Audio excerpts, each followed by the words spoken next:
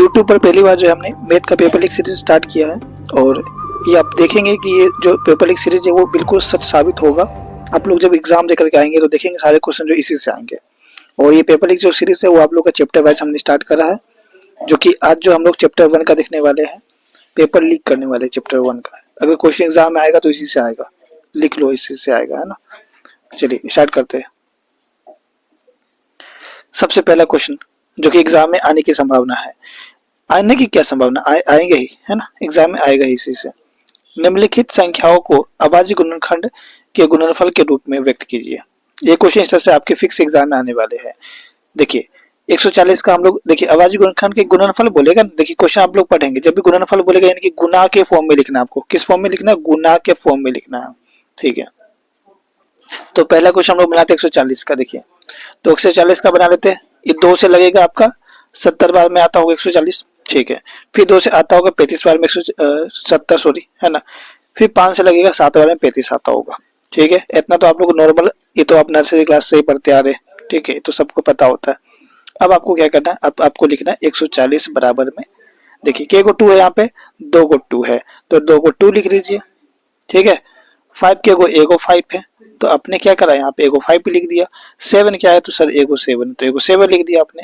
अब यहाँ पे ध्यान देंगे तो 2 को 2 है मतलब 2 का स्क्वायर, 2 का पावर 2।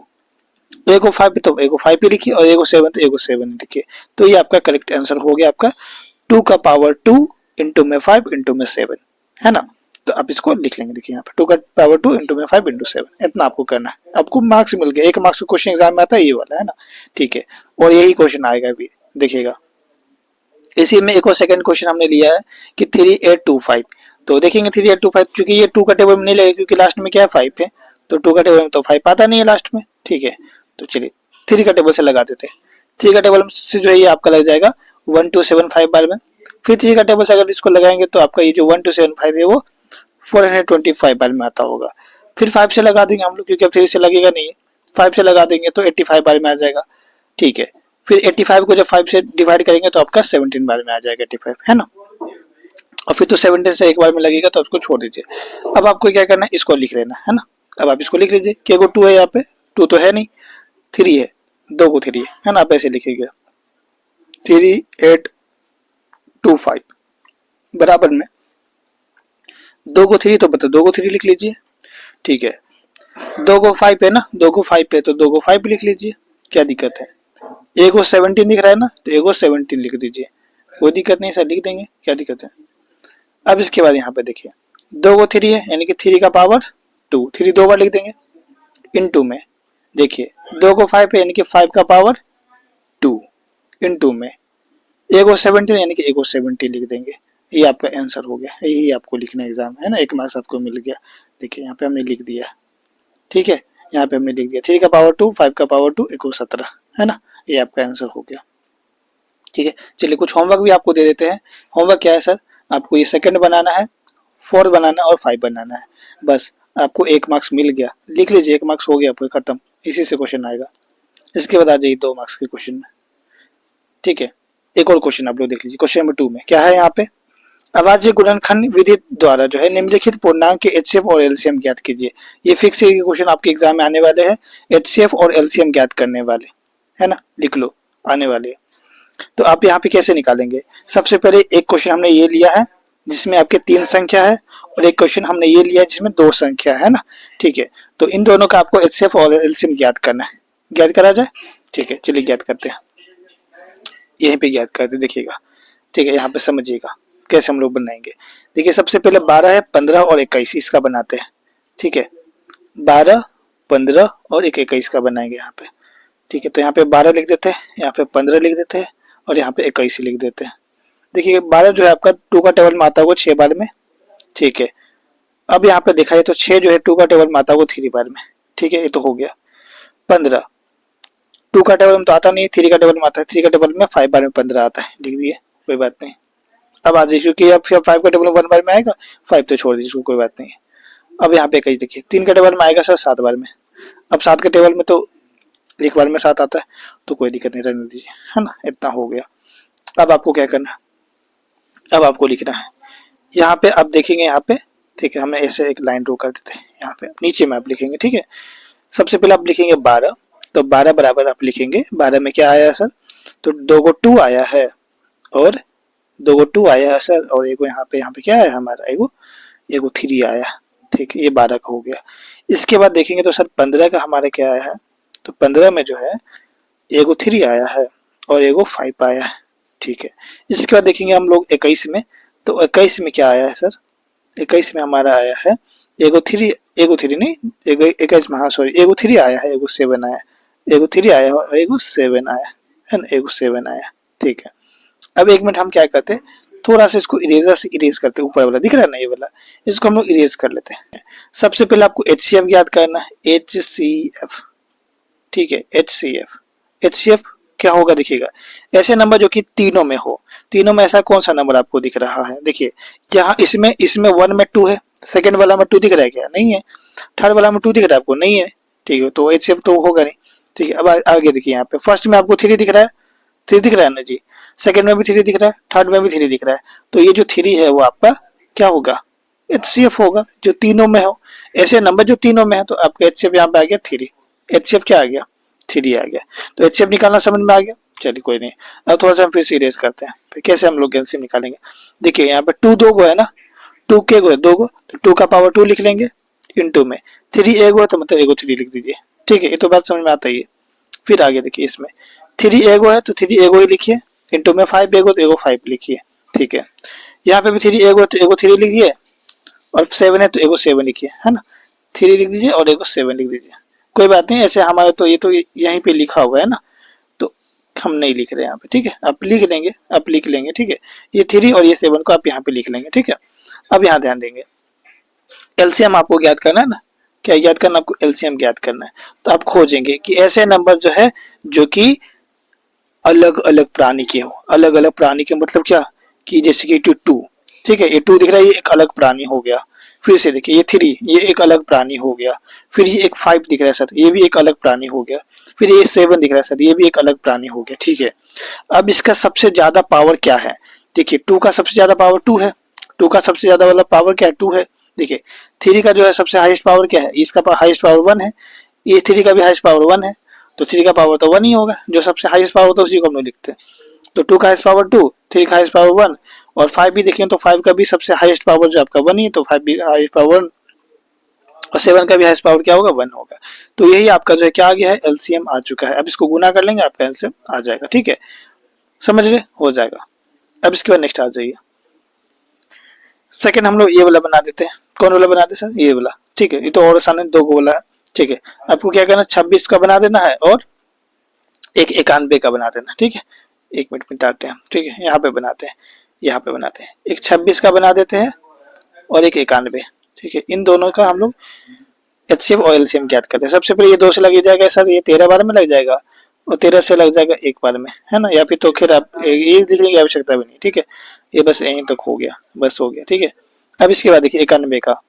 ठीक है, कैसे लगा देते हैं, 3 से लगा देते हैं, 3 से कटेगा, 3 से कटेगा क्या, नहीं कटेगा, 3 से नहीं कटेगा, 7 से कटेगा शायद, ये 7 से कटेगा, 7 से, है ना, 1 बार में कटेगा, और 7 से जब 21 होता है 3 बार में, है ना, और ये फिर ये भी अब नहीं होने वाला। ठीक है, तो मतलब क्या है सर, यहाँ पे जो है 26 का जो है हमारा क्या आया है, 2 इंटू में आया है 13, और 91 का जो है हमारा आया है, 91 का 7 इंटू में 13, 7 इंटू में 13।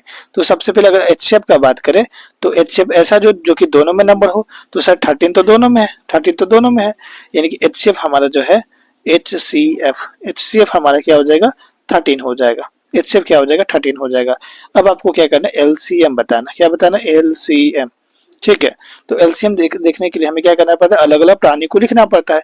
तो अलग अलग प्राणी को आप यहाँ पे लिखेंगे। ठीक है, हम यहाँ नीचे लिख रहे हैं, अलग अलग प्राणी जो है हम यहाँ पे लिख रहे हैं। ठीक है, आपको क्या लिखना है, यहाँ पे लिखना है। अलग अलग प्राणी आपका कौन कौन है बताएंगे सर, अलग अलग प्राणी जो है आपका यहाँ पे 2 है, एक अलग प्राणी आपको 13 दिख रहा था, और एक अलग प्राणी आपका 7 दिख रहा था। ठीक है, तो एक 13 लिख दीजिए और एक अलग प्राणी आपका 7 है, इसको लिख दीजिए। सब अलग अलग प्राणी को ही लिखेंगे, एक जैसा नहीं। 2 तो एक ही बार है, 13 भी इसमें एक ही बार है, 7 भी एक ही बार है, इसमें भी 13 एक ही बार है, तो सबका हाईएस्ट पावर तो एक ही है। सबका हाईएस्ट पावर तो एक ही है, तो यानी कि सबका हाईएस्ट पावर एक ही रहेगा। अब आप इसको गुना करा देंगे तो आपका आंसर आ जाएगा, ये आपका क्या होगा, एलसीएम होगा। ठीक है, सिंपल है, आप बना लेंगे। अब यहाँ पे कुछ क्वेश्चन जैसे कि आपका होमवर्क है, जैसे कि ये आपका थर्ड वाला, सेकेंड वाला और 5 वाला, ये क्वेश्चन आप लोग खुद से बना लेंगे। ठीक है, इतना कर लीजिए, आपका एग्जाम में क्वेश्चन इसी से आने वाला है ना, इससे एक्स्ट्रा नहीं आएगा।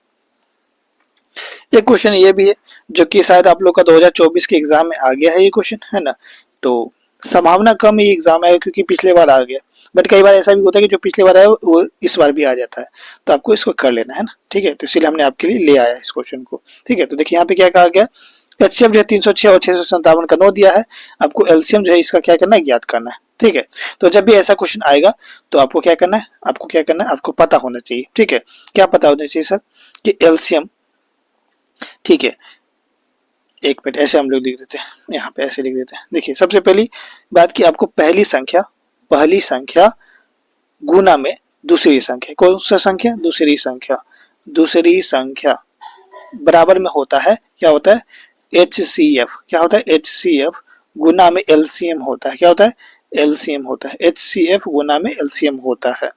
अब आपको यहाँ पे ध्यान देना है कि मान के चलिए आपको LCM निकालना है, क्या निकालना है, LCM निकालना है। तो ये HCF दिख रहा है ना, ये गुना में है, तो ये बाउंड्री पार करेगा तो किस में हो जाएगा, बटा में हो जाएगा, नहीं हो जाएगा। तो आप ऐसे लिख सकते हैं कि यहाँ पे पहली संख्या गुना में दूसरी संख्या और यहाँ पे बटा में क्या आ जाएगा, आपके HCF आ जाएगा। ठीक है, इसी है, ई नहीं, ठीक है, HCF आ जाएगा, बराबर में क्या हो जाएगा, LCM हो जाएगा।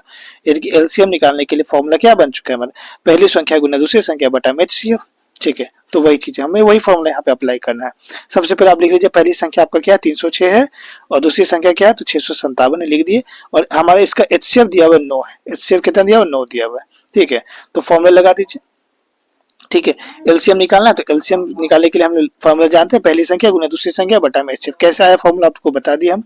ठीक है, अब यहाँ पे पहली संख्या आपका क्वेश्चन में 306 दिया हुआ है, दूसरी संख्या 657 दिया हुआ है और HCF 9 दिया हुआ है।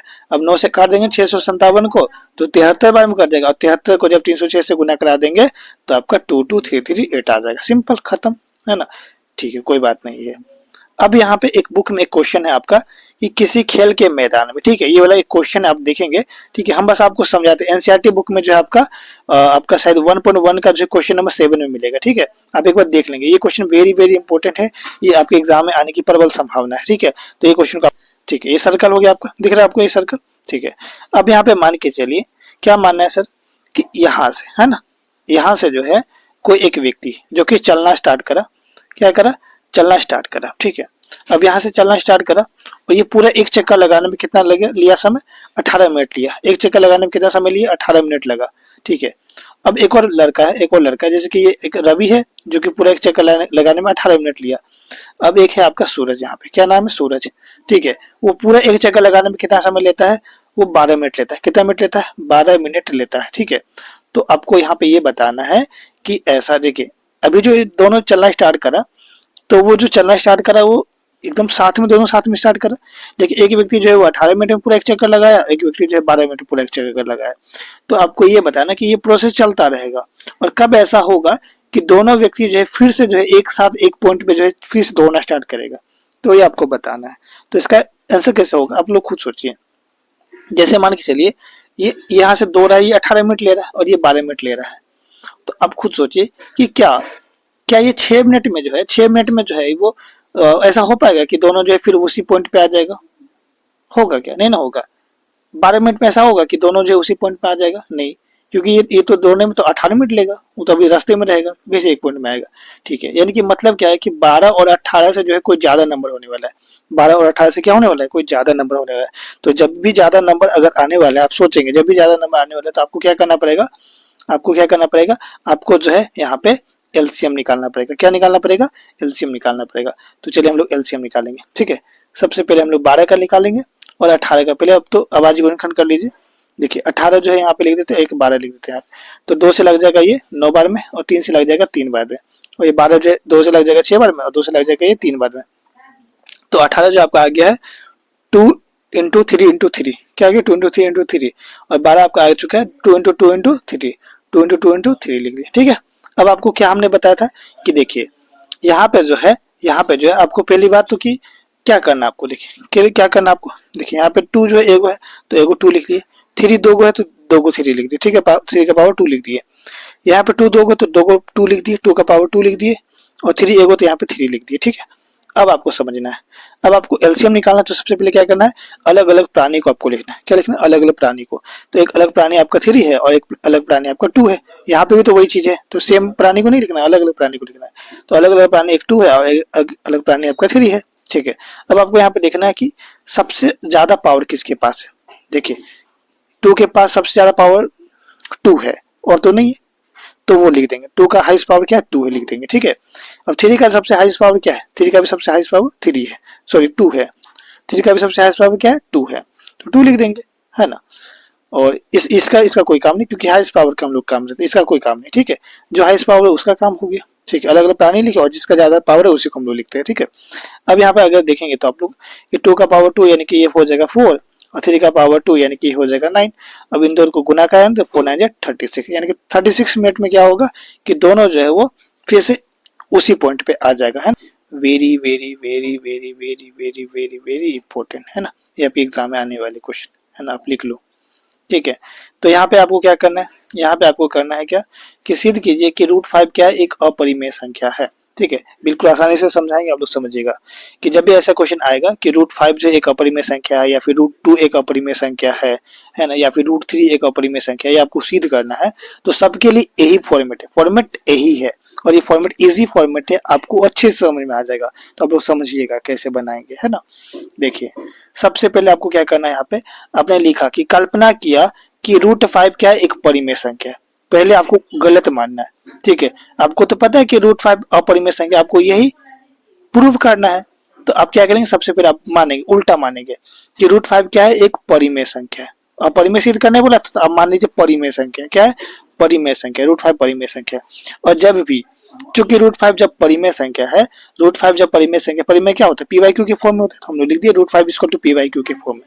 और पी और जो क्यू होता है वो सअभाज्य संख्या होता है। पी और क्यू कैसा संख्या होता है, सअभाज्य संख्या। सअभाज्य संख्या मतलब क्या होता है, जिसका एचसीएफ क्या आता है, 1 आता है। सअभाज्य संख्या वही होता है जिसका एचसीएफ क्या आता है, 1 आता होगा। जैसे कि 2 और 3 क्या है, ये सअभाज्य संख्या है, इसका हमेशा एचसीएफ क्या आएगा, 1 आएगा, ठीक है। अगर मान के चले ऐसा कुछ हम बोल दिए कि 2 है और 4 है, तो इसका एचसीएफ कितना आएगा, इसका एचसीएफ 2 आएगा, तो ये सहभाज्य संख्या नहीं हुआ, आप निकाल के देख लीजिएगा, ठीक है। तो ऐसे संख्या जिसका एचसीएफ 1 आए उसे सहभाज्य संख्या कहा जाता है। तो ये पी वाई क्यू के फॉर्म में जो है ना, ये आपकी सहभाज्य संख्या है, ठीक है, अगर परिमेय हम लोग माना है तो। अब यहाँ देखिएगा क्या करेंगे हम लोग, ये बात तो आप लोग लिख दीजिएगा, ठीक है। अब आपको क्या करना है, दोनों तरफ जो आपको वर्ग करना है, ये आपको लिखना है, ये फॉर्मेट आपको लिखना, आप याद कर लेंगे। दोनों तरफ क्या करना है सर, वर्ग करना है। तो देखिए √5 का स्क्वायर कर देंगे और पी बाई क्यू का स्क्वायर कर देंगे। तो √5 का स्क्वायर कर दिया और पी बाई क्यू का स्क्वायर लगा दिए ना, ठीक है।